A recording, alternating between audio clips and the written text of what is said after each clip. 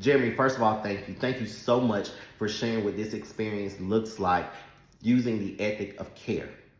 I totally agree with points made at the beginning of your video where you clearly state that yes, our focus is going to shift.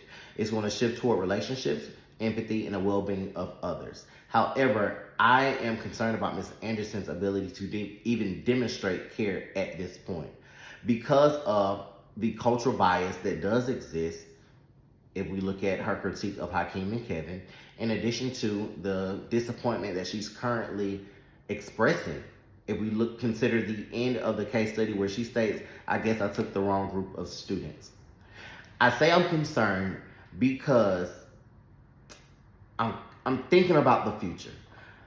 Will Ms. Anderson become the educator that limits students' access to real-world experiences where they're able to apply skill? Will she replace those opportunities with traditional lecture, where the business professionals come inside of her classroom where she has autonomy?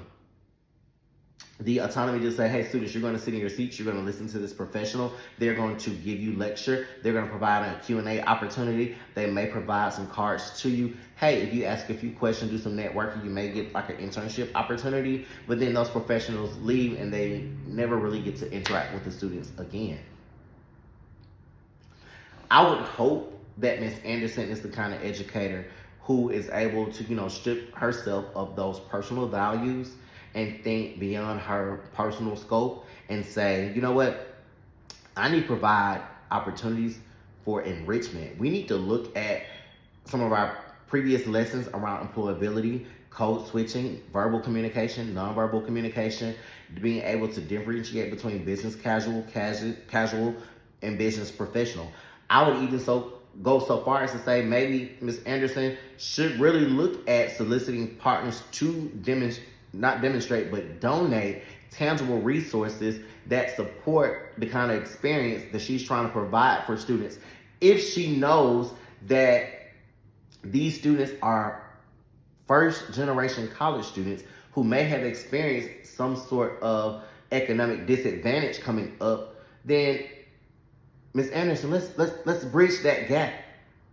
Let's do a better job in providing an equitable experience for students so that when they are in these professional settings, they don't feel out of place. They feel connected and they are experiencing a sense of belonging.